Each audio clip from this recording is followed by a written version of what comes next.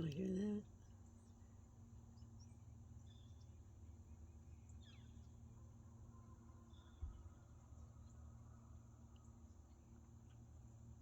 I love it here.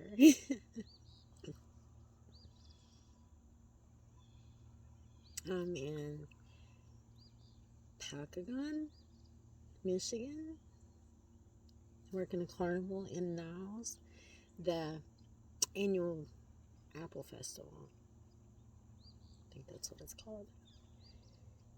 Anyhow, I'm not staying on the campgrounds, or I'm not staying in the bunkhouses, so I'm out here on the campgrounds. It's the Potawatomi Indians. It is their campground, and it's magic here, y'all. It is pure magic. Has so much to say. Yeah, when you come in, there's this big, huge, it looks like a gazebo, and it's actually called the Sacred Fire, and there's a sign there that says you're about to pass the Sacred Fire. It's the powwow grounds. You're about to pass the Sacred Fire. Keep your voice low and your thoughts good. Anyhow, this morning, hold on, let me tell y'all how I got here. Let me tell y'all how I got here.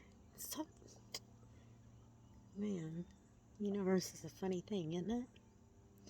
So I tested positive for a BRCA2 gene, which is the breast cancer gene. And I did not take that news well for all kinds of reasons. Yeah. So anyhow, I have a very close friend who's a shaman, a medicine man. And he drove from Colorado to meet me up here.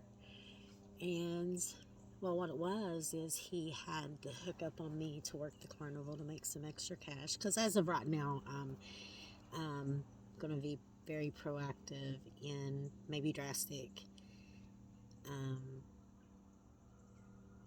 in my approach to this. Anyhow, it's a big decision to make. It's a fucking huge decision to make.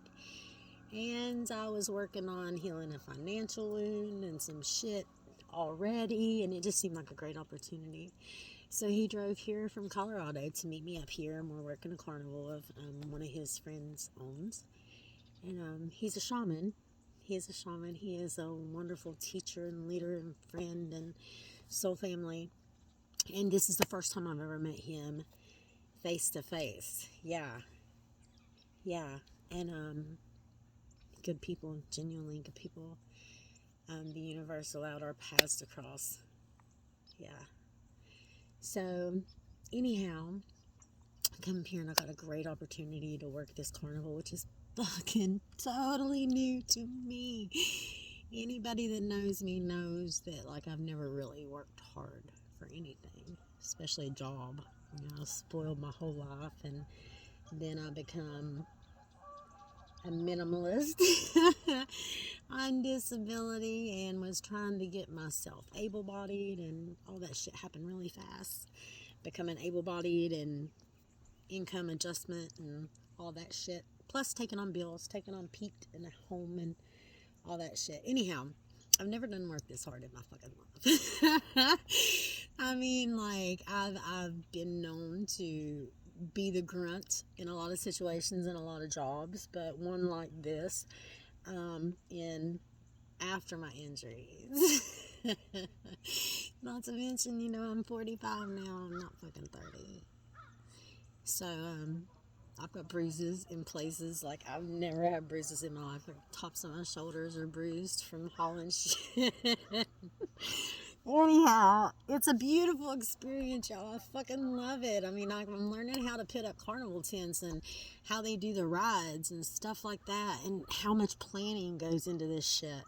The engineering and the way that they space the rides within a foot of where they're supposed to. And I don't know, it's so wonderful and amazing to me. I'm like a kid, y'all, I want to experience everything. I want to know everything. I'm nosy like that. And I have a newfound appreciation and respect for the carnies. fuck yeah, I do. Some of them are even raising families like this. They do this shit like 6 months out of a year, and then they live their real life for 6 months. Some of them even go on vacation for 6 months. Whatever, the possibilities are kind of endless in a place like this. I mean, there's a lot of networking and shit. Anyhow, my body has been pushed to the extremes. I have had to focus so much on my thoughts and how I project them into manifestations. I've had to do a lot of Reiki. I finally had to get my friends to do some of his shit too. And that shit's magic, man. I'm just telling you right now. Anyhow, yeah, I didn't realize it was going to be quite like this. I don't know what the fuck I was thinking it was going to be like, but I didn't quite realize it was going to be like this. I love it. I love it, but it rained for like 3 days, so I was wet and cold. It's really cold. And then I moved to a tent because I can't sleep in the camper. It's just too closed in, and there's insulation on the windows, and it's just, my ass is getting in a tent. And I love it. I love the darkness and going into just listening to nature at nighttime. Anyhow, it's a magical experience. It so is. And my ego and my spoiled ass, entitled, wounded little girl wants to bitch a lot. Yeah. But the greatest things are happening, man. I've seen so much miracles and magic since I've been here, and I've seen a different side of me, I guess. But what I'm seeking, what I'm looking for, is a reason not to lose my boobs, y'all. I'm just gonna fucking get real, yeah. Because right now I want to have the prophylactic double mastectomy and the hysterectomy and the other shit that I ain't even fucking clear on right now because it's a lot, and I got to take my time with this. Anyhow, I want a reason not to do that. I want to have that faith in God, in the universe, and the divine mother and father, that and faith in myself, that I will never manifest cancer into my life. And right now, having the BRCA gene raises your chances 60%. And I know, to me, I'm not here to debate what anybody believes, but for me, I believe that every condition, including cancer and the autoimmune disorders and the broken bones, I believe all those, we manifest those due to suppressing emotions. And like I said, I'm not here to argue. This is my belief. And I want to have the faith in myself that I will manifest, that I can clear these things. That I have a 60% risk of developing breast cancer and a 25% risk of developing uterine or ovarian cancer, and it's just, the list goes on and on. Pancreas cancer, fucking melanoma. Like, this shit wasn't a part of my life until recently. And I want to know that I want to have faith in my own ability to do everything I can to ensure that I don't end up with that. Because right now, having the prophylactic surgeries reduces the 60% chance down to 90 to 95%. It reduces it 90 to 95%. And that is good enough for me. And I'm really attached to my breasts. I mean, like, I'm not even going to lie to y'all. It has been a thing my whole motherfucking life. Body issue. And then the hysterectomy and stuff, and then healing and not being able to work while I'm doing it. Yeah, it's a lot. So much so that I didn't expect it. I've cut off all my soul sisters and shit. I mean, like, I'm dealing with some stuff, y'all, and I deal with stuff. Maybe it's the best. Maybe I just think it's the best. Whatever. I deal with the hard stuff by myself. And men are so much less judgmental. So for me, they're easier to talk to. However, they'll never quite understand like a woman would. So I'm doing this the best way I know how. I'm going within. And it's dark and it's ugly and it's fucking ruthless in there. Yeah, but anyhow, I'm in this beautiful place.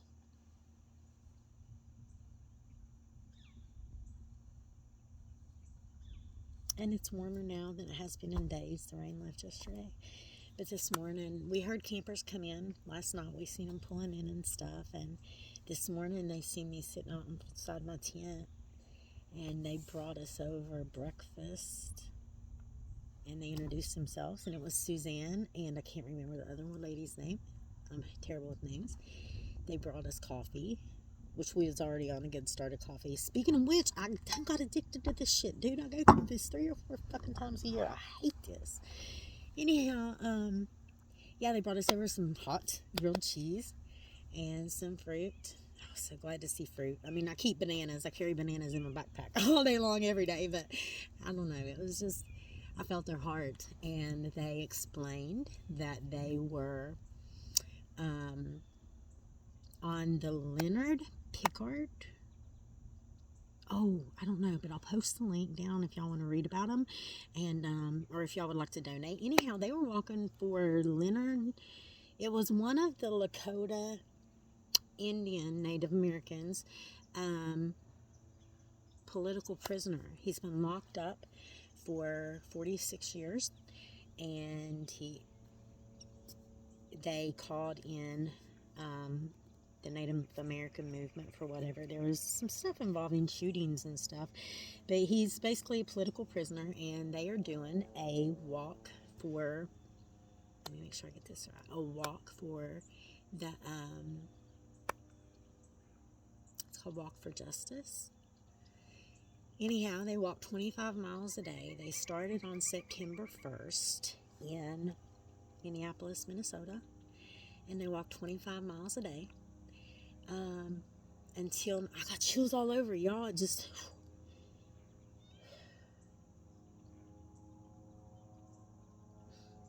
anyhow, it's a beautiful thing.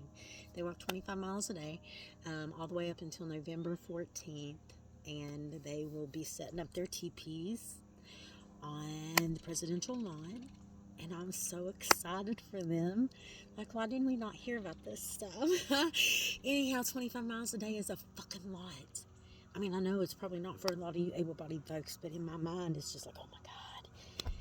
You know, I thought I was going to do the Susan G. Coleman 30 miles a day for 3 days, and when I had my accident. So I don't know, but I know I trained very hard for that. Anyhow,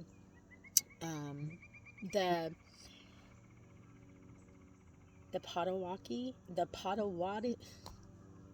I'm bad with names. Anyhow, the reservation here, the tribe here, I think they call them a band. They are Potawatomi.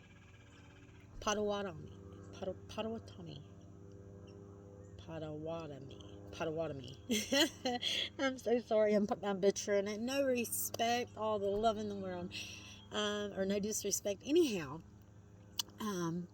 they are doing their ceremonies tonight, and they have a sweat lodge. They're setting up a sweat lodge, and they're cooking beef and buffalo and bison and all kinds of great, wonderful things. And they invited us, and I really want to go. Oh my gosh, and I got to work the carnival tonight.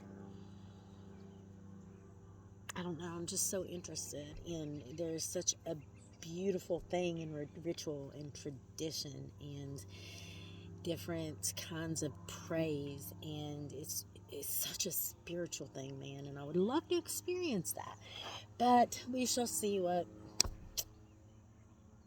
the universe has for me. Anyhow, I don't know, it's just so heartwarming that they come in and introduce themselves. Anyhow, I guess I'm going to get off of here. I got to do some yoga. Yoga sucks when you have so many layers of clothes on. Yeah, so it's warmed up a little bit. Maybe I can take this hoodie off and get to stretching. I work at 3, and I'll probably not get off till about 11. And ping pong balls. Damn it, I picked up thousands and thousands and thousands of ping pong balls. And, oh yeah, I can squat better now than I ever have been able to since my injury. And, yeah, I've got muscles. it's definitely excellent exercise, and yeah, so the payoff is great, but it is hard work. It is hard work. And I miss my dog. I miss Pete so much. He's with my sister and her dog. We've never got them together because the few times they've been together, it's not went bad, but it's not went great. And my sister, bless her heart, she offered to sit with Pete so I could come. And she sends me pictures like he's my baby, and I'm so grateful for that. But anyhow, they've had a little tiff, and like she sent me a picture yesterday, and they couldn't get along, so my sister made him lay side by side as punishment. Oh, I don't know. I love my life, y'all. My wish is that all of y'all are just so excited to wake up in the morning and see what your day holds for you. And never forget to set the intention. First thing when you get up, man, whether you call it prayer, whether you call it intention, setting intention, or whether you call it manifesting or whatever, get yourself centered first thing in the morning. And you tell God and the universe, whatever you want to call it. To me, it's Sophia, but you tell the universe, you tell God what kind of day you want to have. And be very clear about that, and you will have it. Y'all, I'm doing shit that I never dreamed I'd do in my life. You know, I spent 24 whole fucking hours out of 48 on my feet, and I wasn't limping Sunday. And now I'm not saying the pain's gone. I'm not saying that at all. It's on its way, man. I'm learning how to transmute, and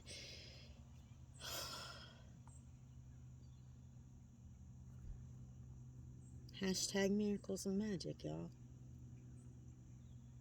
Anyhow, y'all have a great Thursday. I love y'all bunches, and I'd appreciate any love like y'all could send me.